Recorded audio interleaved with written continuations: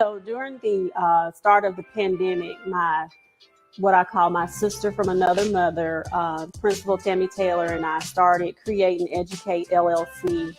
And the reason we started that platform, the platform we started was the collaborative.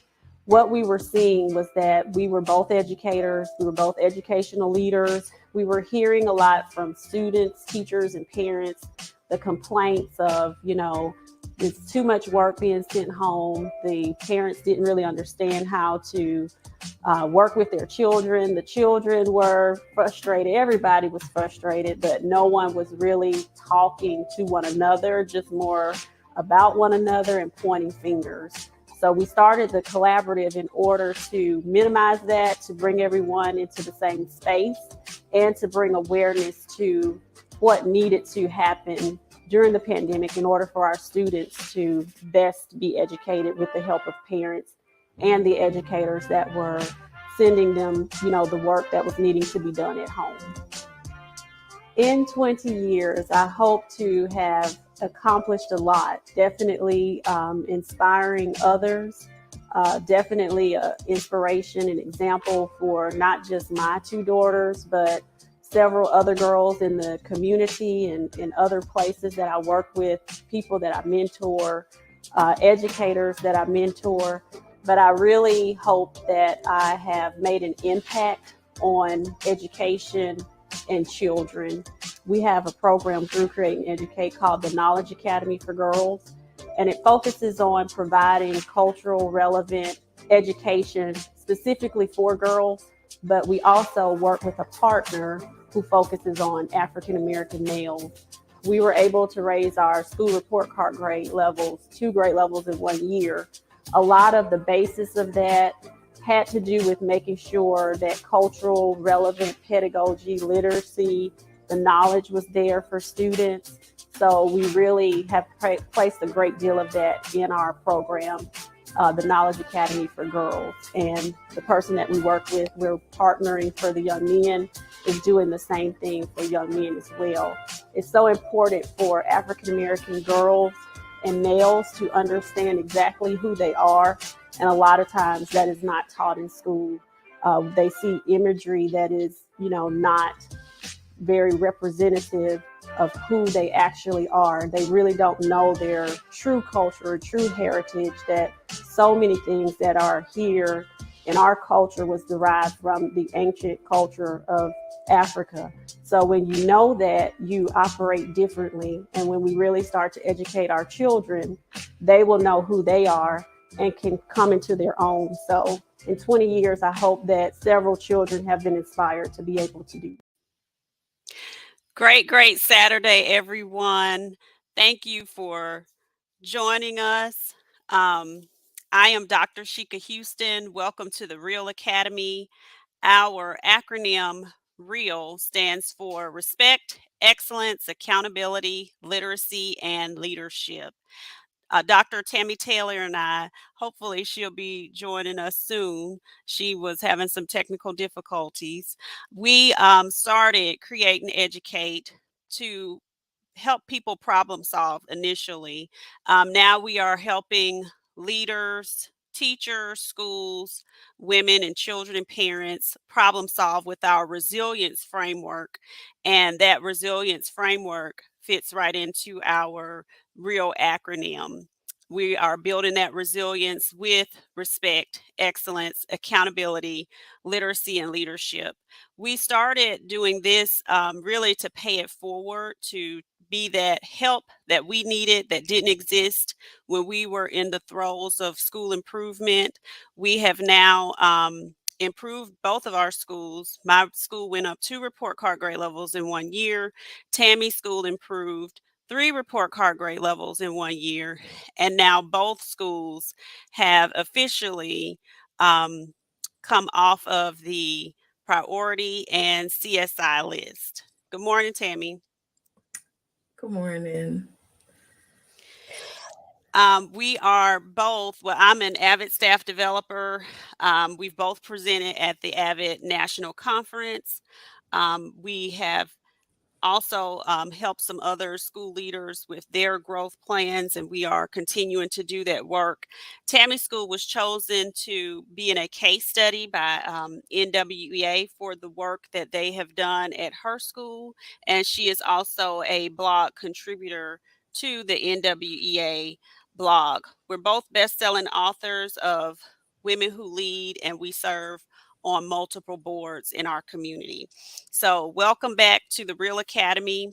We're finishing our discussion on parents as partners during state testing. We started that conversation last week, and there were a couple questions that we wanted to make sure that we answered for everyone.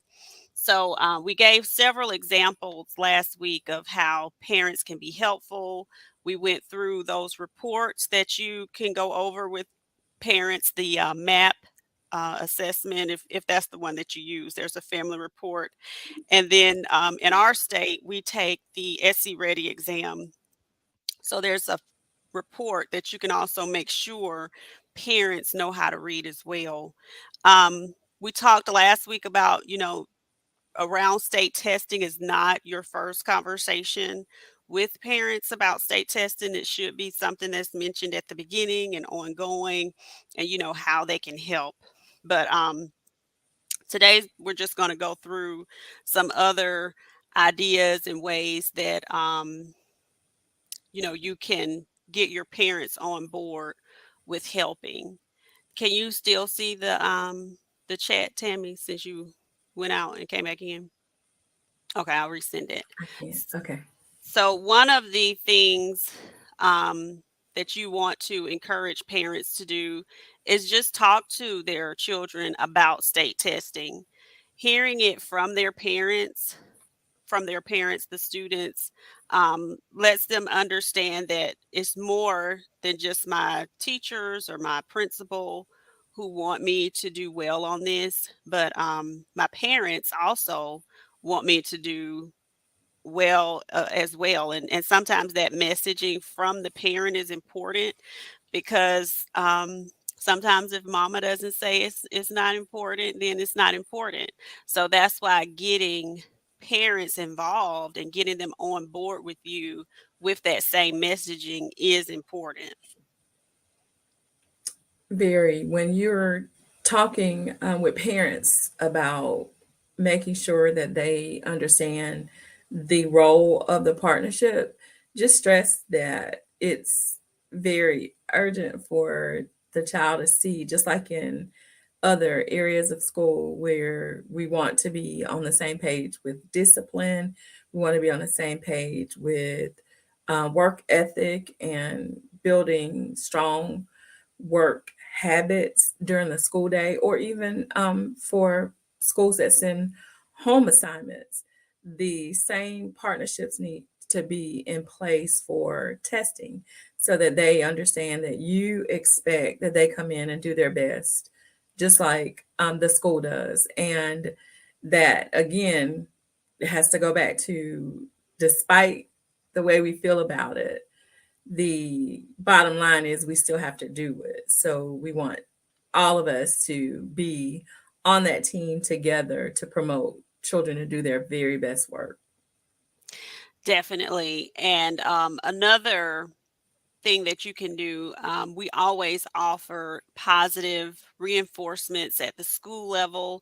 This is something that you can also encourage parents to do at home or invite them to be a part of whatever positive reinforcement that you're offering at the school. For our MAP assessment, we would always do a MAP growth party.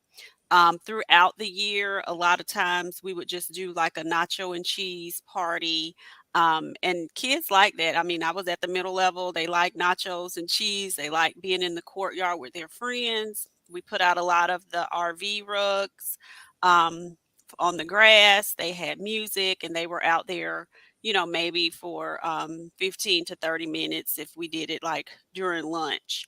But that was something that they enjoyed. So parents could help with that or, help monitor that.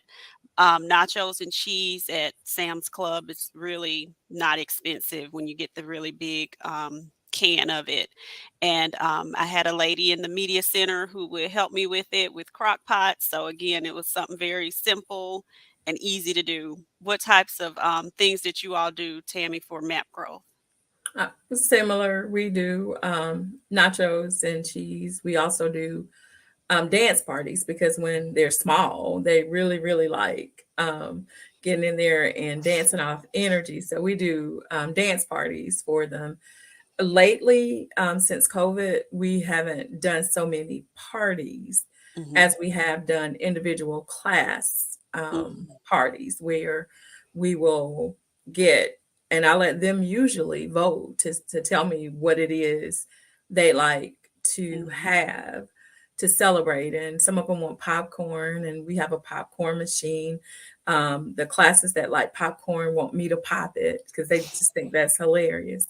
And I do too, honestly. I was trying to get popcorn popped, and so we pop popcorn and have drinks for them. Or some of them choose variety snack chips. Or what we have done, though, and this is something that I think has helped me with helping kids to want to make their stretch goals, because of course NWEA sets a growth goal for the students, um, and that's based on normative data.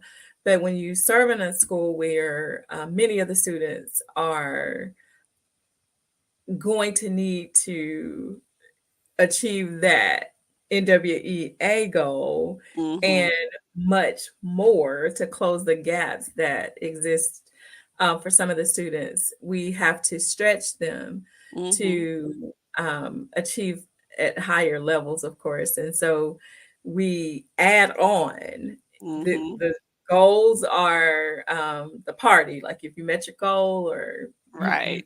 the NWEA's goal, you get the party because that's what we've agreed to. But for those students who reach or exceed their stretch goals, there are added bonuses to those parties. And that comes in the way of it's some kind of nerd rope candy that they like, and Oh, airhead, yeah. just whatever they've told me that is something that they are willing, of course, to work towards. I've noticed that over time we have many more of them getting the added incentives as well. So I think incentives and parties work very well for them. Definitely. And I'm glad you added the part about asking them, because we would survey them too to see what they would want. And having their voices in there does matter. And Oh yeah. we scaffolded our incentives as well. And It see, was I learned that the hard way, coming from the district and not having been in a school in a minute. It just, I guess I wasn't thinking. So I was, that first year, I was doing things that I thought I liked, and I thought I just assumed they would like it. And I quickly found out, like, these kids are not having a good time in here.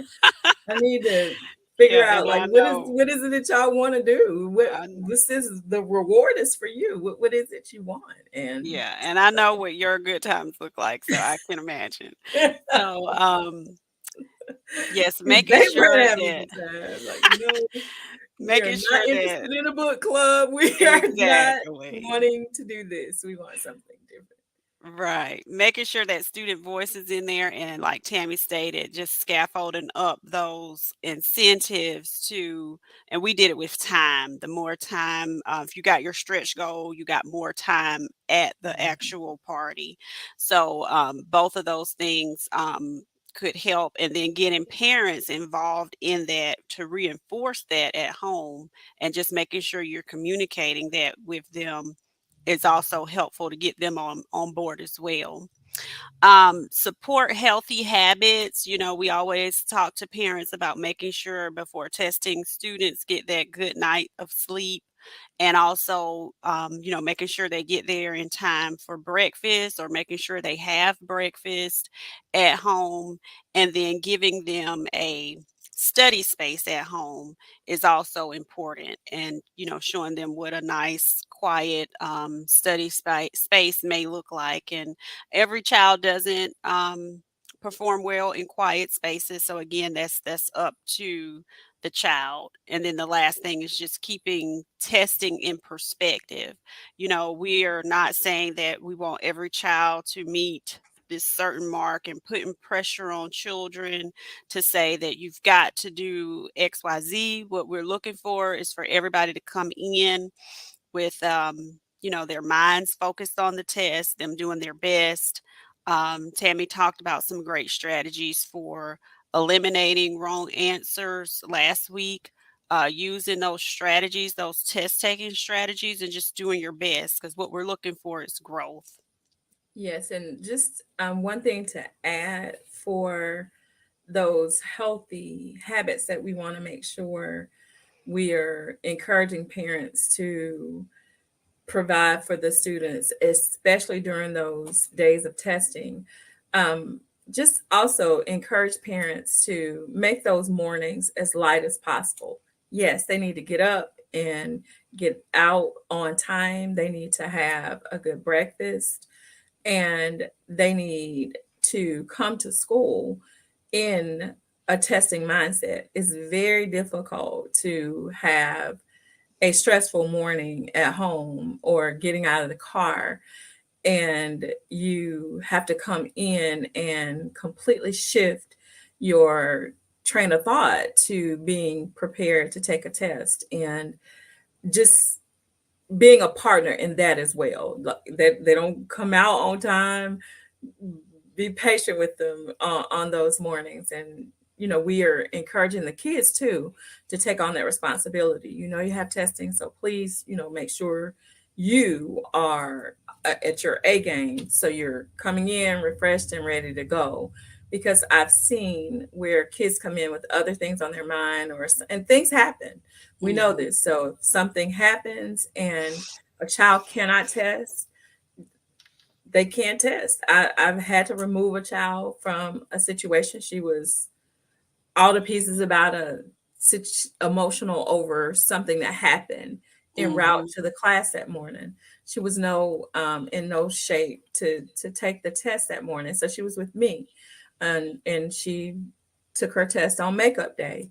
But we have to just be sensitive to the things that are happening. And we also want to make sure that everybody knows that we understand when we talk about having a study spaces look different in different homes. And as Sheka said, that might be a quiet spot, but it might not. It might be the kitchen table. Like what is whatever works at your house, but just reserving that space for providing that home support to say, sit down, it's time for you to at least wrap your mind around what it is you're going to be going into. And we talked a little about this last week, but test prep materials are very helpful to help parents to see what the questions are going to look like. And when they see the questions and how they are going to be presented to the students, then that gives them a different perspective on how to support with making sure that the children are ready. Definitely. And with Tammy talking about those times for makeup days, we do encourage everybody to be at school. I remember making those announcements on testing days, but you also do want to make sure that you communicate to parents that if something does happen, we can make sure that the child will still get tested Absolutely. at a later time.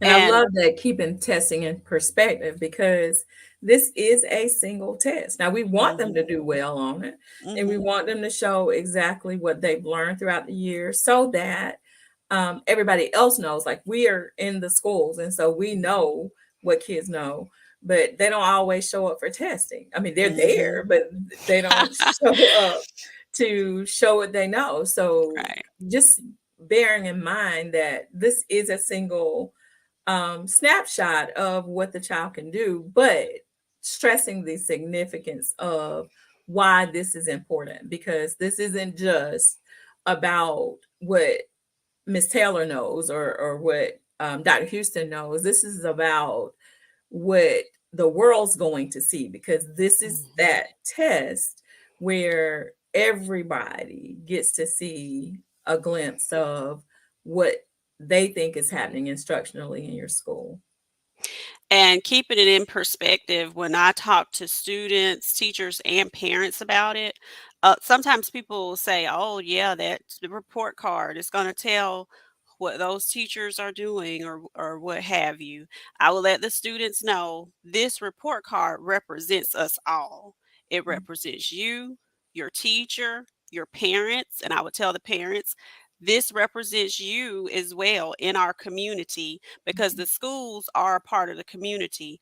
When different jobs are trying to locate places to open or to come, sometimes that's one of the things that they look at. So that's one thing that I would tell parents. This report card is a representation of every one of us: Absolutely. teachers, principal, parents, and the students. We are all involved in what's on this report card. So we want to all make sure we're putting our best foot forward with this test. That is this one test that this particular report card is judging us on in our state. They just And we use do that. take that very seriously.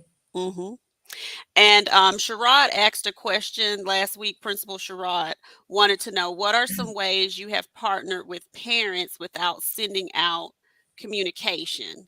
And so we were we have answers to this in the form of, we're thinking of the aspect of testing, and then some things we might have thought that you may have thought of, some you were thinking maybe not with testing too. So we have answers for both.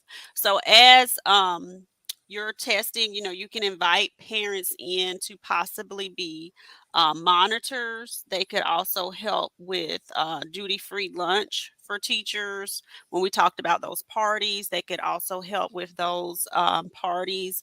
My children's teacher have even sent up sign up genius forms for parties. A lot of times teachers and school administrators think we got to buy everything from the school budget or from the teacher's pocket.